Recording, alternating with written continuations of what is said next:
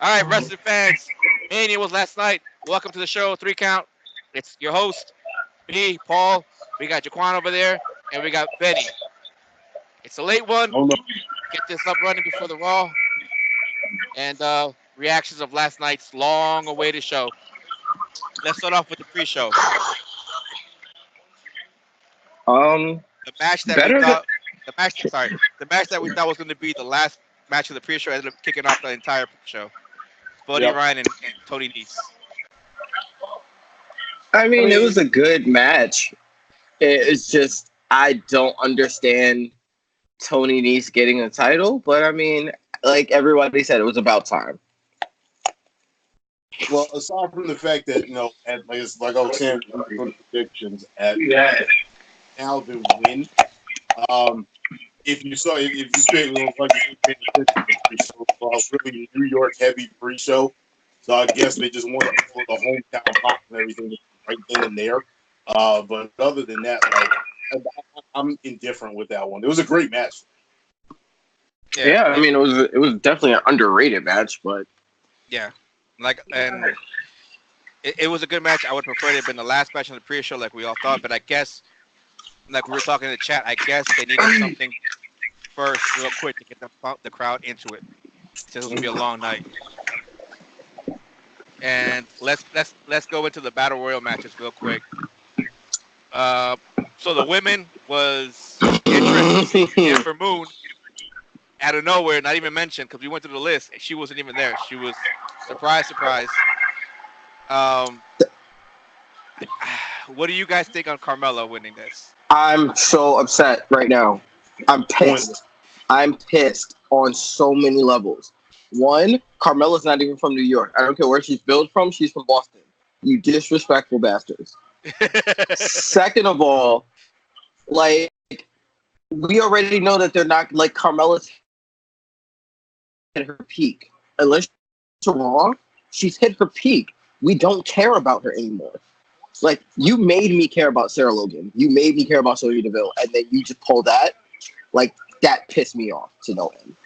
Yep. That just made me upset. But I mean, it just shows me that definitely Sarah Logan is entitled for a push. Yeah, Benny. Yeah, to be completely honest with you, I was I was Team Oscar because of the fact that, like I said, I wanted her to have something, like aside from like just nonstop disappointment.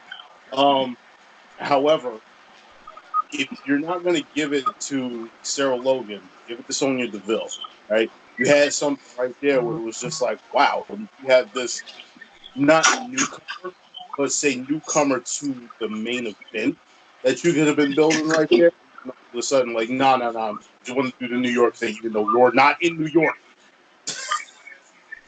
Not to mention Sonya's from Jersey, bro. Like, And it would have been perfect. I yeah, already told you exactly. it is.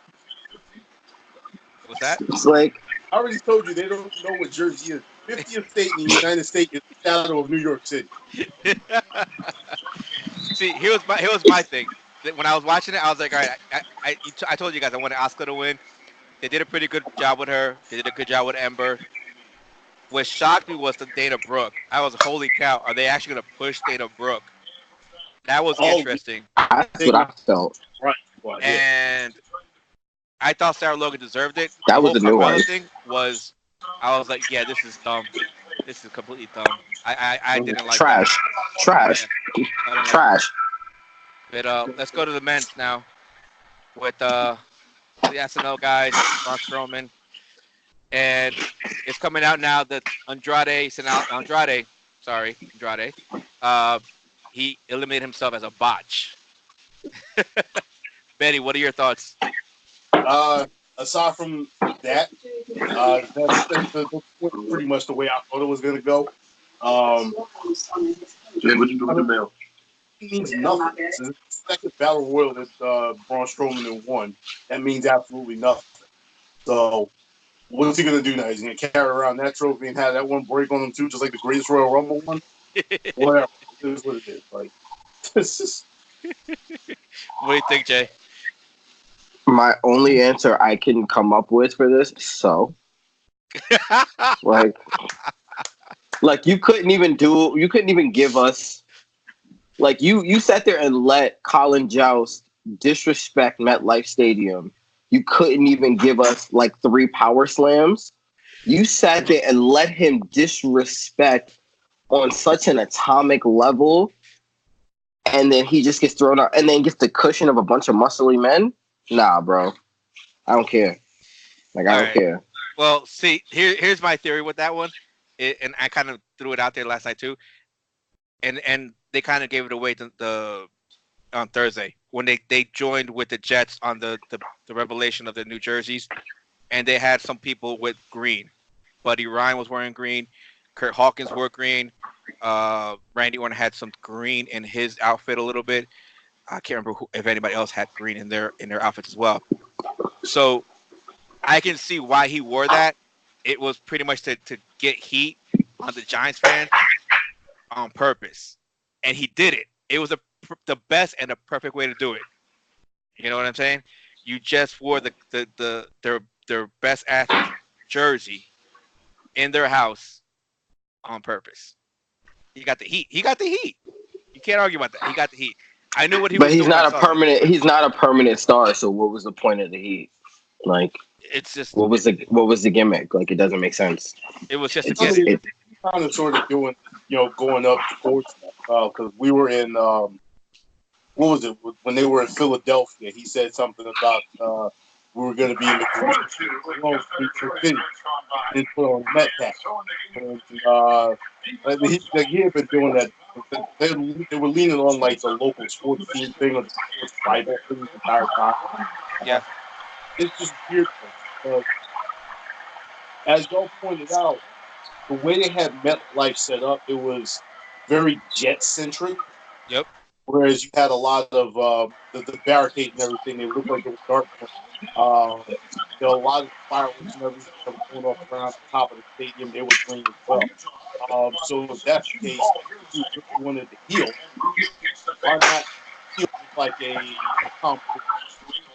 Exactly. Or something like that, because you're healing to the wrong crowd at that point. Beckham doesn't affect you. No, but it won't. It doesn't affect the Jets fan. It affects the Giants fan, and they were more on the Jets. But keeping with that topic, going to the tag team, the Raw tag team match. Hawkins came out with the green and 85 on the back. Wesley Walker. I was like, no way. I liked it. It was good. It was interesting that they gave them the belts, and it's gonna be interesting to see what they're gonna do tonight. Because, like I said, I think you guys agreed too. I can't remember that if they were to win it, they were gonna lose it tonight on Raw. Yep. To who? We don't know. But it happened to Zack Ryder. What was that? A few years ago. He won the IC title in the ladder match. Next night, he lost it to The Miz. What are your thoughts? I'm going to be completely honest with you. I don't care who they drop them to. The Raw tag team titles really don't mean anything right now. Probably not. Jay? They don't have a legitimate tag team division to me, so until they get that, I don't care. But I also just feel like it's typical of what they do for Raw acts. Like the Raw acts play hot potato with every title except for the Intercontinental title. The title that means anything on Raw. That includes those tag team titles, which is a whole other thing that it's just it's a whole other thing with Vince, and this is something else that's just annoying me at this point. But I mean, in this situation, I'm on the fence. But yeah, I really think they're going to lose it to who I have no idea. Like, I feel like they need to do a Kevin Owens thing and have like War Raiders debut and win the titles because they don't have a legitimate tag team. Why is AOP on the shelf? Akam, right? Akam or one of them is hurt. I know that much. I know one of them is hurt. What kind of injury was it? I think it was a pec injury. He tore his pec. Okay, because he was at the Hall of Fame. So maybe that I didn't see anything. So I wonder if they're going to show up tonight to win it. It would make sense. Yeah, that would be interesting to watch. All right, so now that ends the pre-show. Let's start with the main card, which, interestingly enough, started with the Universal title. What are your thoughts on how that started off and kicked off and went, Benny? Uh, I'll let Jaquan keep his meme that he sent around that he posted on my Facebook after I said I just have to say burn it down. Thank the Lord. Because I'm so tired of Lesnar having that belt and holding it high. As long as Brock doesn't have the title, I'm happy. But what I can say for Vince, and I think that I read that was a last minute change for that match to be first. If that was shooting from the hip for Paul Heyman is the GOAT of all managers. I don't care what anybody says. I don't care about Paul Bearer. I don't care about any of the old managers. Paul Heyman is the GOAT because that was the most beautiful transition I've ever seen to get heat and hype around the match for a match that just got changed. Like that was sick. And then just the way they did it, you can tell when Lesnar respects a guy. You could really tell just by the way he fights and the vigor he fights with when he respects a guy. Like Roman, he actually put on matches with. Seth, he put on a match, even though most of the match was before the bell. It was the storytelling was great. It was typical Lesnar, but then it was a little bit of heel Seth, and it was kind of like I love that they threw the throwback to I think it was WrestleMania 29, the same gear, the same entrance, and then he uses a logo a la heel Seth and do whatever, and it goes back to the mantra that he'll do whatever it takes to be champion. So I love the callback to his first title win. Loved it. Loved everything about it. I like the entrance. The entrance was good. It was pretty good. It was just kind of interesting to see that it was pretty much seemed like it was gonna be a squash until the very end with the low blow. I was like, it is what it is. I'll take it because he's got to give it up. I've heard that part of it was Vince apparently realizing that the experiment with Brock has gone bad and having a champion that's not present was not a good idea. So he's going away from that, and that's why he gave it to Seth Rollins. I agree. Paul Heyman. See, the thing is, I remember him as Paulie Dangerously when I was young, and he would have that brick zone. I remember that, and he was great. He was one of my favorites, even back then. Like if you ever to watch those, he's great even back then. So when he gets on there, I'm just glued in and just amazed how he just pulls them off, like just grabs them out the air, and it was great. And if that's true, it was switched up. It makes sense. And I heard also that it was done to kind of rejuvenate the crowd real quick as well. Yeah, 2 hour pre-show, I would have fallen asleep too. I mean, damn. Yeah. So it makes sense. It was a good move on their part to do that, which I liked. And yeah, it was good. I like the way it ended. It was good. It was good. I just would have liked if they pushed it down later on after Reigns, maybe have the Shield, but it is what it is. Vince never sends anybody out nice way. So what can we say?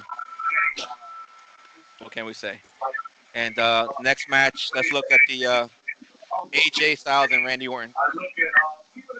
What do you think? Okay. It was a good match, but like I didn't care. I really didn't care. Like I legitimately went to go take a piss for like half that match. Like I really didn't care. But what I will say is to me that gives me every indication that AJ's getting moved for the shakeup. That's all it says to me. Other than that, like okay. Like Randy Orton's gonna take a long hiatus. He may end up on Raw. AJ's definitely going to Raw. Neither guy needs to be there anymore. That's really what it said to me. Neither guy needs to be there anymore. Like as far as I'm concerned, not to get too far off the topic, but AJ, since they decided to do the brand split, AJ's been on SmackDown this night. So it's about time he had a run on Raw. Other than that, as far as the match, like coming off of the high of like Lesnar and Rollins, it's a tough act to follow. Just because, like, yo, look, we just finally got the Universal Championship back in the hands of somebody who's actually going to be around. So everybody's hyped up about that or whatever, and still buzzing about that match. Now you got AJ and Randy Orton, who started out real slow and didn't really get like going until like the end of the match. It was a really slow build match or whatever, but like, and I told you, I didn't see this win simply because of the fact that I wanted and I could have seen more with Randy Orton winning and that gimmick versus AJ winning and nothing. Because Randy has no credibility to do that now unless he just comes out of nowhere and like half kills AJ and writes him off TV. I mean, Randy Orton has credibility to do whatever the hell he wants at this point. He's got that clout. So it's like if he just wants to start attacking indie guys, he could just do it. WWE be like, okay, you do what you want. Like that's where Randy and AJ are to me. It's like I don't care what matches they do unless it's a serious angle because they can legitimately do what they want. They've done everything. I think the only thing that AJ hasn't won is a tag title. Like, he's done everything else. He did. He had one on Dave, did he not? Thinking, yeah. Well, like I said, he's been on SmackDown the entire time. So he hasn't touched any Raw belt. Yeah. Wait, what was the question again? I'm sorry, I'm looking up something real quick. He said the only thing he hadn't done was win the tag titles. Yeah, he's been U.S. champ. He's been WWE champion. And so the only thing he hasn't done SmackDown was tag titles. But that's not happening.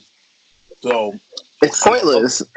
All he would have to do is move over to Raw and snatch the Universal because I doubt seriously they would have him going after the Intercontinental. I mean, the fact that well, the thing is too, with Finn having the Intercontinental title, why couldn't you have AJ do that? Like they have the natural chemistry, they have proven that they can put on a 5-star match. It's just they have to get the crowd to care about the Intercontinental title and about those two guys fighting. That's the only thing they would really have to do. Here's the problem. Sorry, go ahead. What I was about to say is like I'm not saying that the two of them wouldn't have like a great match, great feud, and all that other stuff. Is especially if you actually built the IC title up. My thing is, AJ has spent so much time in the main event, sending him down to go after what's essentially a mid-card title that doesn't mean anything right now is like kicking the teeth. I mean, again, I understand the logic, but I'm saying that it's not impossible for that to happen. It wouldn't make sense right now because AJ is of a veteran status. Mm-hmm. But with the way Finn just won, and the fact that now you have guys like Bobby, you have guys that he can just have with right now. Look at it like he can face guys like Roman and Bobby and build him to like he can go for either title if he wanted to. So it's not out of the realm of possibility. It's just not likely. But see, here's the problem that I see. You got to remember though, when AJ and Nakamura had their little rivalry, that was supposed to be a good match. That was supposed to be a top 5 top star match because of what they had in NJPW. Mm-hmm. It froze. I think my thing just froze right now. No, you're good. You're back. Oh wow. And then what happened was terrible. It caused issues because everybody was ready for this 5-star match between both these guys. Hold on, I have to come back, guys. All right. And it never happened. And it comes back to the producers. Yep. To me, it all comes down to the producers. What are they doing? Why is it that these guys can put a 5-star match in NJPW? Same guys come over to WWE, and they don't do it. They actually have a horrible match. Horrible match. So who's at fault here? You can't blame the wrestlers. No. It's the producers because the producer says what they want out of the match. Go back to what they did in HAPW. All right. What you did there, do it again over here. Just these guys are veterans. Like, and I'm not talking about like 3-4 year veterans. These are long time veterans. These are almost 20-year guys. Like these Mhm. guys are on par with the Kurt Angles and the Undertakers. Yeah, They've just not been exposed to WWE. Same thing with like Samoa Joe. They're treating them like they've only had a couple of years in the game, and it's like no, they've got more skin in the game than a lot of your guys. Mhm. but That's going yeah. back to this match, I wasn't interested. It didn't pique my interest at all. And then I heard also too that the lighting was really bad in the arena because they had it Mhm. on, and if not half, majority of the people in the stands couldn't even see the match because it was Which blind. The light was blinding them. and again to me Like the that's scaffolding just around the ring, Was that? the fixtures around the ring, they were in the match. No, the light right on the entrance board. Oh, There was two bright light or one bright light right there, and it blocked the entire crowd from watching it oh, for see 3/4 of to the me match. that's just bad preparation because yep. anyone who's worked stage before understands that even though they needed the yellow light not to wash everybody out, the direction of the light they should have known would have washed out half of the crowd. Yeah, And it's like, well, then either turn the light down or don't use yellow. Like if you need yellow, then use the lights on the side of the rings to light the ring. Like yeah, don't sit and then you have natural light, so you don't need that harsh yellow light. You have natural light. It's a really big oversight from a team that tends to have a lot of oversights in pay-per-views, and it concerns me because their sound and lighting team should not be messing up this bad. no, They really no. shouldn't. And then going to the SmackDown tag team match, the Fatal 4-Way. Did I call it or did I not call it? Did I call it or did I not call it? Predictable. Yeah, yeah, Actually, I said they just did it to get the Usos. One, the Usos usually come with some of the best gear. hmm Yep. Two, they always put on a good match. And Yep. their style, the Ricochet and Black style, are very similar to what the New Day do. So the chemistry there is almost natural. They just put in the other guys because they needed to make sure that Alistair and Ricochet didn't look like they're being over pushed.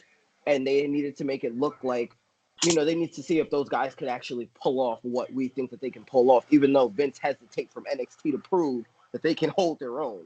We're not gonna go into that. But Mhm. yeah, it was literally just a way to legitimize Alistair and Ricochet, which is ridiculous. And it was a way to showcase the Usos. We all knew the Usos weren't losing this. Even though for a small second I thought they would give it to Ricochet and Black. For like a tenth of a second, I'm like, Vince, you sneaky bastard. Oh, you mean when Because of what they did Ricochet with hit Curtis. Yeah, 630 and when they everybody and let their Rick mother in the crowd jumped yeah, in to break up the pin? yeah, and it was like, wait, hold on.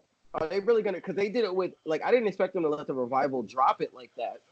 But then again, the Usos also just hit like that 5 year, and I thought that okay, this might be them going to Raw, and it would make sense. And then they Mhm. retained. I'm like, okay, so basically like Shane and SmackDown is like, no, we're not giving. We'll give you AJ, but we're not giving up the Usos, which makes sense to me. yeah. Yeah, so I got really no thoughts on that one. The match went as predicted. And I figured like the Usos deserve to get on the main card of WrestleMania. They just been sitting up there pre-show the entire time. But But they've been killing it on the pre-show. Like they make the pre-show watchable for me. I know. But what I'm saying, like they as a team, being Mhm. if you look at the landscape in the WWE and like including and including NXT UK as well. Usos are still a top team out there. All right. Mhm. And it's not even close. It's And not they close to me. deserve, like I said, they deserve to actually have a spot on the actual main card, rather than Mhm. just like, okay, you guys were at WrestleMania, but you guys were, Yeah. you guys were wrestling before WrestleMania actually began, Right. and not they deserved a little bit better. So, like I said, Yeah. I'm glad they got a spot. Yeah, it was interesting for me to see that match. I agree. I like the spots between the Usos, Ricochet, and Black. Honestly, the other two teams were in there for no reason. It was either going to go to the Usos for retaining, or Black and Ricochet pulling it off somehow. I didn't see anybody else winning unless it was the Bar for some reason. in order to keep it on SmackDown. Even though that bar spot was really dope. The spot with the bar when he was doing the big swing, right out of my mouth. and Yes. then he did the beats. That was one of the dopest spots of the night. Yes. That was really one of the dopest. And I'm like, Yep. okay, that's how I know Vince still respects the bar and he loves them as a team. So he's gonna give them their shine. Yeah. But also, it's a testament to like Ricochet and Black. To me, are the one team that is like, okay, they actually seriously bring out the best qualities about the bar that you like, especially Ricochet and Cesaro. That is like, if they were gonna do like a singles / tag team rivalry, that's a match I want to see. I'm itching to see. Like that to me has star potential. Which one? Ricochet versus Cesaro. Oh, okay, good. Yeah, that's what I was hoping you were saying. That would be incredible. Yeah, because Cesaro can match his athleticism. Very good. Yeah. And Ricochet is low key strong. Like Ricochet can really give it to Cesaro too. I don't think people have realized how athletic Cesaro really is, because he does so much power moves. Like I want to see Cesaro do a front flip springboard at back elbow. Once I say that, like, listen, if Hanson's out here doing springboards, let my man Cesaro go up and do a couple of springboards. Oh man, all I'm saying, bro. Get a boy Cesaro so long. He can't talk on the mic for nothing, so he ain't never gonna be a world champion. But damn it, this man can go to war. He can wrestle. He can go to war for real. He can wrestle. And going to the Falls Count Anywhere match between Shane McMahon and The Miz. What are your thoughts on that one? How it ended? How it went? All right. I gave my thoughts and everything y'all earlier. As far as I'm concerned, yeah, good job with the match and everything. Everything up until the end, I was perfectly fine with. The end of that match, if you wanted to have Shane win, there was another way you could have done that. You could have had somebody else interfere. You could have had Shane reverse and push Miz off the side of it and do his dive. Fine. I have no problem with that. All right. But having Shane basically make the skull crushing finale look like a joke, and then making Miz look completely stupid by suplexing him off of the thing and then having Shane fall on top of him for the pin. Come on. No, WWE, you need to do better, right? That's all there is to it. There's a hell of a lot better way you could have actually had that done. Right? Yeah. This is a prime example of why Shane McMahon no longer needs to be an active wrestler. Because seriously, because Shane, the reason why the Soul Crushing finale looked bad is because Shane didn't want to take the bump. Shane did not want to take the straight on face shot. So he broke it early to break his fall, which made it look soft. But again, I didn't want Shane to win, but I figure if you're going to have Shane win, for me, that was the best way to do it because it's not really a Shane win. It's more Miz got overzealous and screwed himself. And you can build a storyline from that action where it's like, you can still write Shane off. Shane can still be the guy in the back talking all this trash via Twitter, but he doesn't have to be there. Miz can really be like, you know what, he can cut a promo and be like, you know what, I did that to myself. Like, Shane didn't beat me, I lost that match. Yeah. And for me, there's a way to build a babyface run out of that, which is all I think that match was for, was to give Miz a babyface run. It did the job it was supposed to do, to me. Yeah. I picked Shane to win, but I agree with Benny. I didn't like the way they did it. They did the Miz dirty. The skull crushing finale. Like, come on now. How many times have you won with that move? And not only did he hit the move, he hit it on the top. Like, what was it? Metal? Plywood? Whatever it was. You hit it on a solid surface. And he kicks out of it. And here's not even like barely kicked out of it. Like, he vigorously kigged out of it. I hear you. This is one of the things that I wanted to bring up in the middle of this when we was talking. I don't ever want to hear anybody complaining about what John Cena did to the Nexus when he got DDT'd on the concrete after this match. Yeah. Yeah. Like, he killed the Nexus, but what this did, what Shane did, what the WWE and Vince did, they just killed the Miz's finisher. They killed it. Unless he's going to come out with a new one. we're talking about he had that for years. Mm-hmm. So Mm-hmm. it's gonna be interesting what they're gonna do now since Shane won and the Miz lost. Maybe they will do what Jay said. They'll ride this loss. He got too crazy with what happened to his dad, and he lost his mind, and he blames himself for the loss. That's the only logical way to go for me. But Yeah, we I have to mean, wait till who Tuesday. knows? Yeah. Like, all right, who knows? I don't know. Next up is the Fatal 4-Way Women's Title match. Oh, the tag titles. I was like, wait, what title? um, like I said, it's just it's really sad to me how Vince really just doesn't trust Sasha and Bailey. It's more Sasha. I don't Oh think it's my Bailey. god, this is It's Sasha. ridiculous. Why does this thing keep freezing on me? But you're good on mine. You're good on mine too. All right, all right. I just got it back. Mhm. It doesn't make sense to me. It never has and it never will. How he just doesn't trust Sasha and Bailey doesn't make I, sense to me. Like you I can't don't. sit up here and give me this whole four horsewomen thing, and it's like the four horsewomen look weak to me because both of those girls are weak. Now the way it ended, I understand. Like they kind of cheated to win, and they kind of just threw, you know, I think it was Beth Phoenix off and got the pin. But the fact that Bailey had to go and take the pin, Mhm. like what? Like what do you do? Like what was the point of them winning in an elimination chamber then? Just so that you can say that it's basically the first guy who won the WWE UK Championship. Like it was there for show, and then you put it on the people that you really wanted. Now, what I Mhm. will say is that choosing the Iconics to be the team makes sense to me because they actually have a team gimmick. They're the first women, really, since the Bella Twins, to have a legitimate team gimmick who come in and they look like a tag team. Like they come as a package deal, and you can't really see them being successful alone, even though both girls are respective wrestlers. Mhm. And they have universal love in NXT.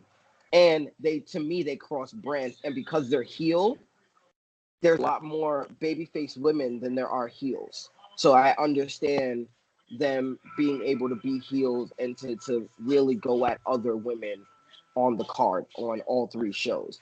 So that in that respect, it makes sense.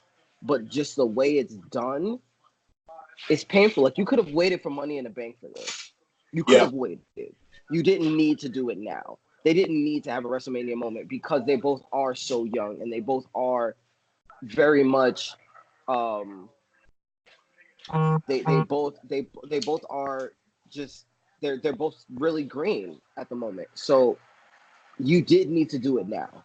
I understand them being the fans that they are, that you would want them to have their moment, but I just don't think it was the right time, especially because it came at the expense of Sasha and Bailey. Right.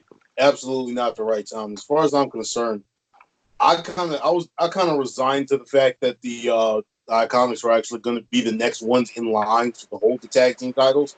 So I don't have any issue with them winning it. My issue is you had Sasha and Bailey specifically go out and say, "You're going to defend these titles across all three points. You're going to defend them on Raw. You're going to defend them on SmackDown. We're going to defend them on NXT." You did not give them an opportunity, especially with the fact that now you got a legend team in the middle. You had a legend team in the middle of this match for what reason? Nobody has any idea. Instead of putting an NXT team in there, you didn't give them the opportunity to fulfill that promise. And that's one of the things that annoys me. The other thing that annoys me is, once again, here we go with Sasha Banks with another title that you don't allow her to keep. Right. Something. There has to be some reason why they keep feeling that, all right, look, we can't have Sasha Banks having an extended title. And I can't. I don't like this. I don't like it. She is far too talented a woman to be out there dropping a belt every 5 seconds, every time she gets it. This is the fifth title reign in this company, aside from NXT. As far as the main roster, there's a fifth title reign. for WWE with this tag team women's championship right now, and it's under 100 days total. This chick wins it, and 2 weeks later she loses. What kind of nonsense is that? I think this right here is the longest time she's ever had with a belt, and this was like 25 days. As I said before, WWE need to do better. The thing that This is making me angry. the Iconics were the one to win it, but I think Beth Phoenix should have taken the pinfall because at least that point you keep Bayley strong, you keep Sasha strong, you keep everybody strong.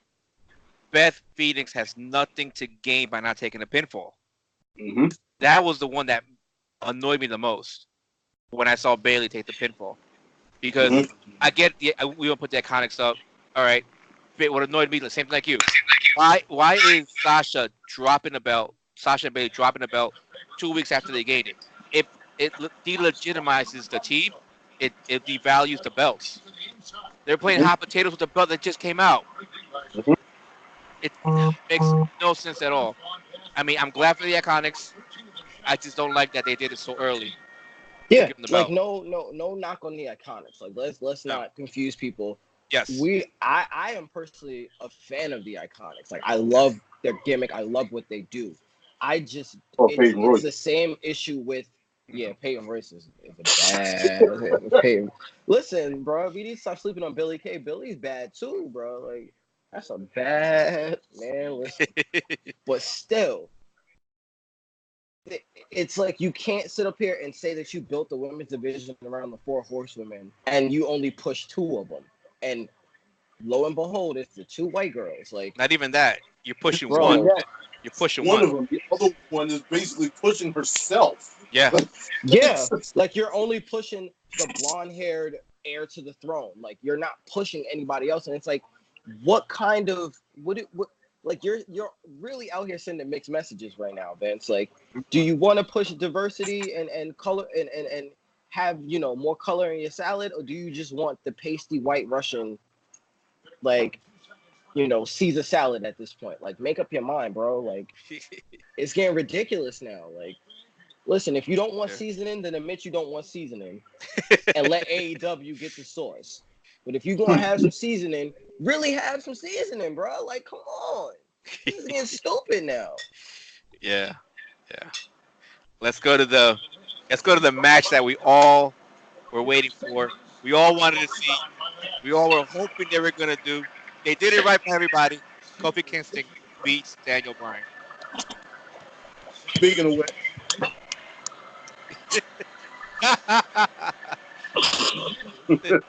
it's about time.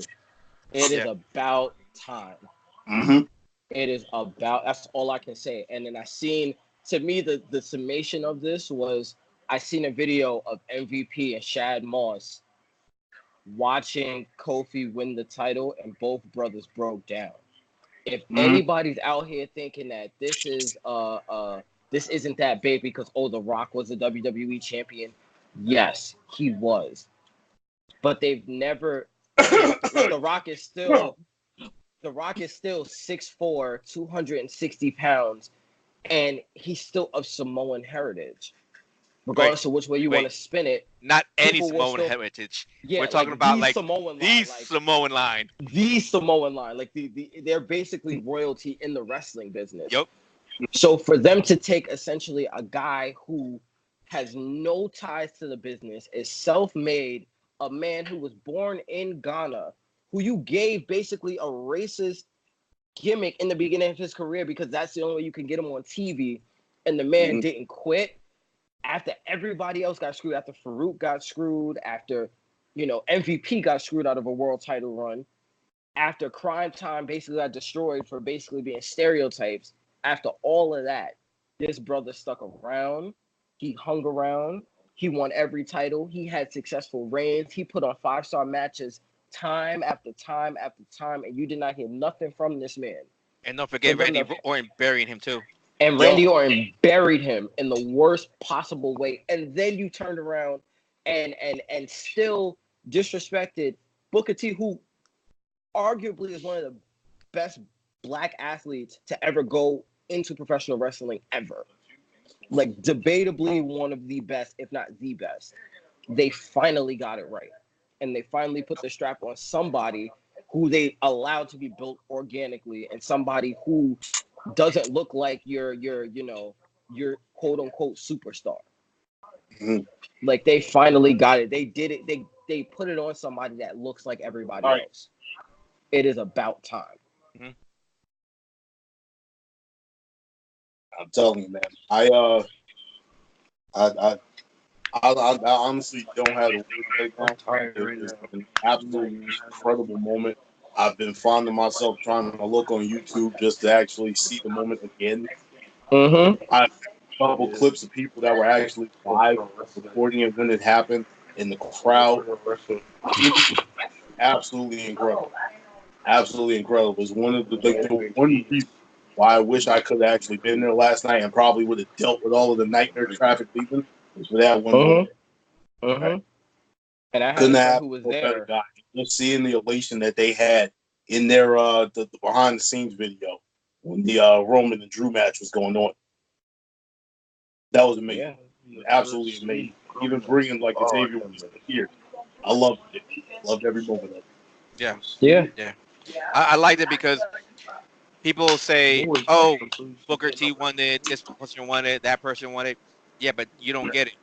Those are the WCW titles.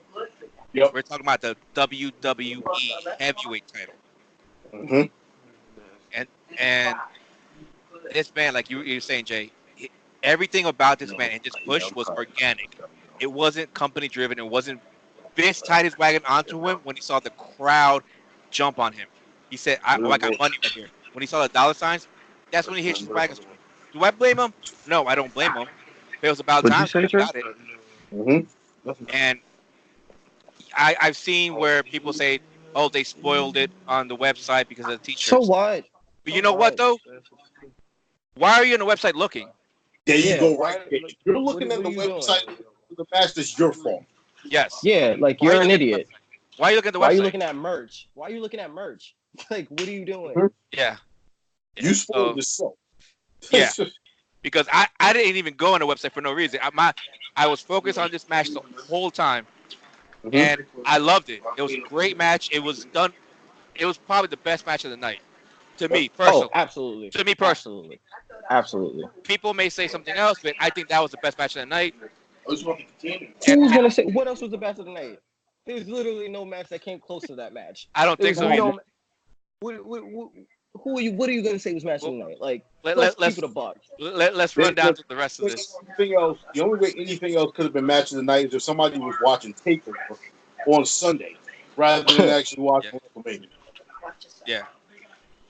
So now we Yeah, go to that was 100% a takeover caliber match. Like that, yeah, to me, this was a one WrestleMania where I'm like, okay, WrestleMania and Takeover both delivered on an equivalent level. yeah. Mhm. Where I'm like, okay, like, I can't really choose. Like, I could watch both again. Yeah. While fast forwarding through a lot of the filler matches, And of course. and the funny thing is, like the match right after this was a palate cleanser. The squash match, Samoa Joe and Rey Mysterio, which we all know Rey was gonna lose. Ray was hurt. Yeah, Ray was hurt. Mhm. Like, yeah. I don't know why people are getting mad at this. Ray was hurt. They did that I to don't know why protect anybody Ray. got mad at me, man. Relax. The match was hilarious. Yeah, it was. It was pretty funny to me. Like, it was a Samoa Joe match. Like, it was a Samoa Joe being Samoa Joe, acting like Samoa Joe, selling like Samoa Joe, and then the win was just like, well, I do me like. If you don't like Samoa Joe, then you don't like Shayna Baszler, and if you don't like Shayna Baszler, you're not a real fan of me. Yep. Period.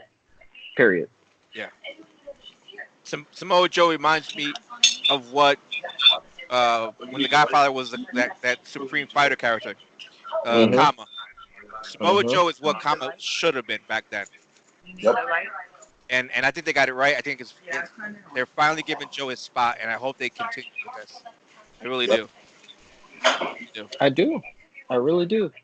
And honestly, I feel like Joe deserves a title run, Hmm. but also I feel like if they ever split up Ricochet and Black, like, you can have one go for the IC title, one go for the US title, and it would work. Because those guys, to me, are the only guys on the roster. outside of Andrade, of course, because I'm gonna give Andrade his love. Outside of Andrade, that really deserved to hold and could sustain a mid card title run and actually elevate the title. Yeah. What are your thoughts, Benny, on the squash match? It is what it is. Like I said, I just sat up and laughed at it the entire time. I expected nothing else. This match did exactly what it needed to do for Samoa Joe. Made him look like a killer, and hopefully he continues to move forward from there. Yeah. Yeah. Moving on to the Roman Reigns, Drew McIntyre. I thought it was an interesting match. The way it went, the result was not what I wanted, but I felt they still make Drew look strong in the loss. So it kind of worked out. So I'm okay with the match. Don't agree with the result, but I think it did what it was supposed to do in the long run. Yeah, it played it did its part to do what it needed to do, and it didn't make Drew look overly weak, but I do think it made Drew like you got to take a step back on him. Like he still looks like a mid carder to me. Mm-hmm. He doesn't look like a top tier guy, which doesn't make sense from the reports that I've been hearing that he's supposed to be the next to challenge Seth.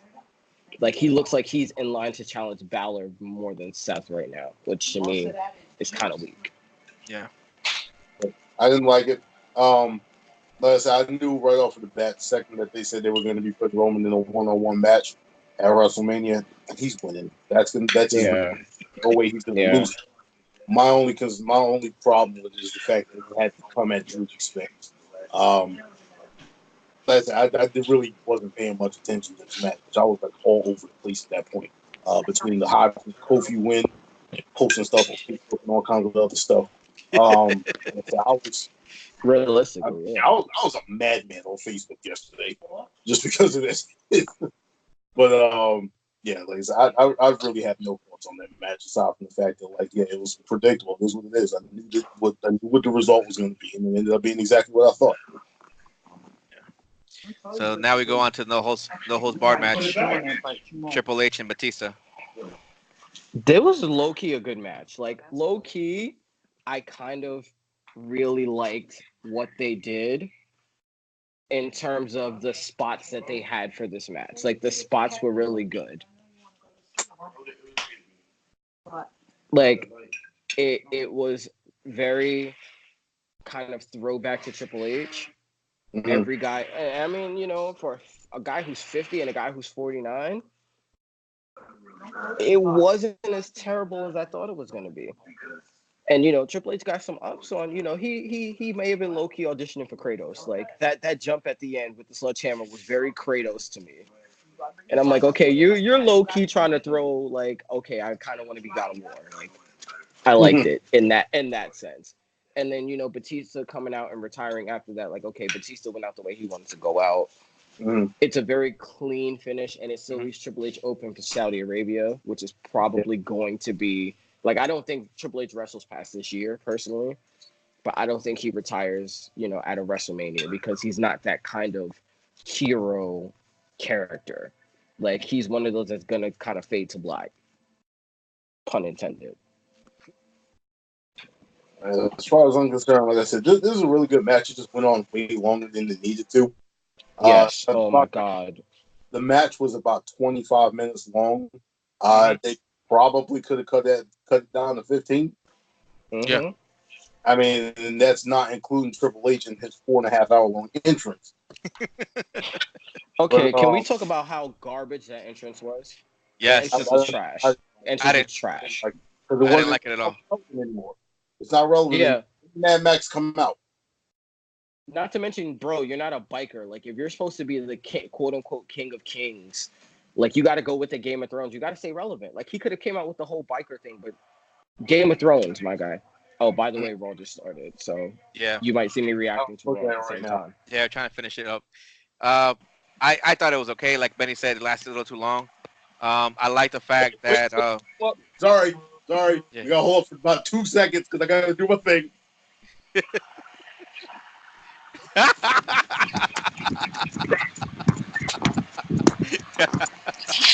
As you guys are watching, Raw just started. and we're trying to push this out real quick because we actually are. This is the thing you have to Seth realize. messed up his elbow. We're real people, real life. We have jobs. We have, everything. It's not like we can do this on the whenever we want. So we find time to do this, just like you, regular people. So we find time to do this when we can. So Raw's going on right now. You probably hear in the background. You probably see the reactions. The guys are already all. We're big Seth Rollins fans. So, yeah, I like the match, but it kind of gave it away because I saw the second sledgehammer. I was like, why are two sledgehammers out there? So I was like, all right, something's gonna happen here. But it lasted a little longer than expected. I thought Batista was gonna beat Triple H, retire him, and then retire himself. My phone in there. I thought he was gonna say that. Now that I retired you, I will retire. But it didn't go that way. I was okay with it. I wasn't mad. It was a good finish. I liked it. What irked me though was the following match, the Kurt Angle, Baron Corbin, because huh? Can we skip this one? Because it's what I'm gonna say. No, The reason why it irked me was because of the fact that John Cena was there, the Dr. Thugonomics came out, but at the wrong time, my people. Right idea, right concept, but the wrong time. Why would you waste that moment, that opportunity on freaking Elias? Elias. Like, it would have been perfect if he came out and just, like, Kurt Angle came out, he got his standing ovation, Baron Corbin comes out, and the Dr. Thugonomics comes out and just hits him with the chain and the lock. Bam, knocks him out cold. He gets on the mic. I'm going to fight you. It's it. Bam. One thug life. Word life. It is what it is. I understand Corbin beating him. He gets a little over. He takes it over. I'm okay with that. But I would have preferred John Cena. They had everything there for him. It was perfect, but they dropped the ball. They dropped the ball. Yep. And when you get so determined and so set to do what you want to do that you sacrifice logic for it, that's a problem. Yeah. I don't. Kurt Angle deserves so much better than a guy who has, as I said, the way he is. Like, okay, we want you to get beat. It's like like, yo, when you're on the TV, what I want happened? I to change can't the hear. channel. Like, I don't even want to be bothered with watching you. That's how I feel about Baron Corbin. And it's sad because he's a very talented his contract ran out. Yeah. I'm just like, no, we gotta chill with this. We gotta chill with this. He deserved better than that. I hated that match. I hated everything about it. Kurt deserved better, but like I said, hopefully, like the whole conversation we were having yesterday, hopefully this actually is the end for him. He doesn't go off somewhere else. At this point, his body's a little too messed up. Yeah. I'll just say that I don't actually agree with everyone on this one. I think that it went the way it should have gone because it gives the visceral reaction that everyone's having is exactly the kind of heat that Baron Corbin needs to restart his push as a heel.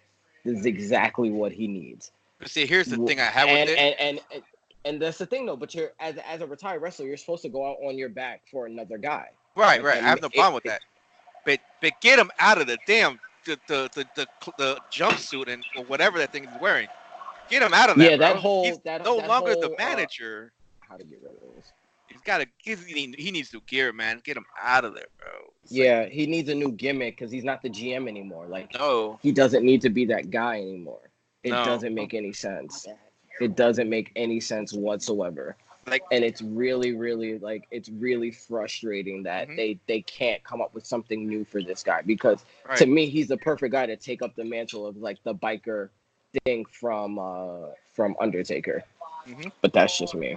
Yeah. As far as I'm concerned, not to be harp on this for too much longer or whatever. Like I said, we got Raw on already, but the moment that this man came out, that being the GM standpoint, media, what the hell? I don't care what. Not get no. Yeah. So going on now, the second squash match, which was Finn Balor and Bobby Lashley. let's just say it went how we all thought it was gonna go. Can we even call that a squash match? That match was crazy. That match was dope. That match was dope. Like, Like I said, I'm not gonna front. That match it was was- dope. It was had 4 any minutes. business. It was a 4-minute match. For That a 4-minute match, that match was to better me better than any of like than most of the matches of the night. Like, that was a really dope match. That was a really dope match. I think I still call it a squash match, even though I think they gave Bobby. Bobby was like, no, I'm not gonna get squashed. I need some offense. So he got some hits in there, but I think it was still a squash match. Plus, like, low key, I love the Hulk like almighty alter ego thing that they had going on with his contacts, where like you looked into his eyes and he was just as much of a demon as Finn was. Mm-hmm. That was sick. That was Yeah. dope. Yeah. So any words, Benny? This guy said it was a great match.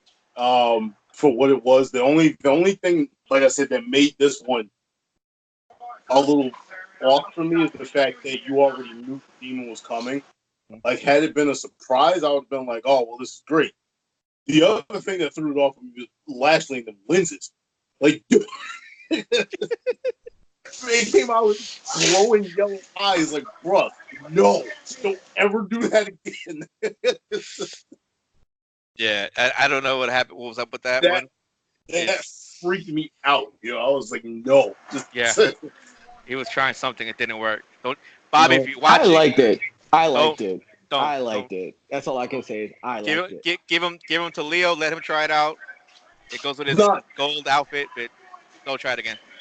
The thing is, right, and what made it so much worse is because, like I said, most of the time when we're doing these podcasts or whatever, I'm playing PlayStation in the background, right? I've been running on Persona 5 for a while, and when you see somebody who's like... Wait. Why is New Day on Raw? Wait, what? We're about to have a celebration. Oh, see, Yo, all right, What are they whatever. doing? Great match. Becky, Charlotte, and all of them. That was a messed up match, but it had the right ending. Yeah, same. Yeah. That was a botch. It was That was a botch. horrible. There was no point in having Charlotte. I put it this way: there was no point in having Charlotte on there. It was no.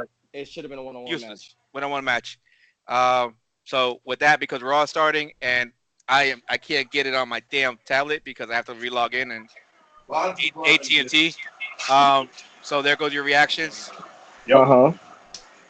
We hate to rush it, but Love, peace, and chicken grease. later, everybody. Y'all be good.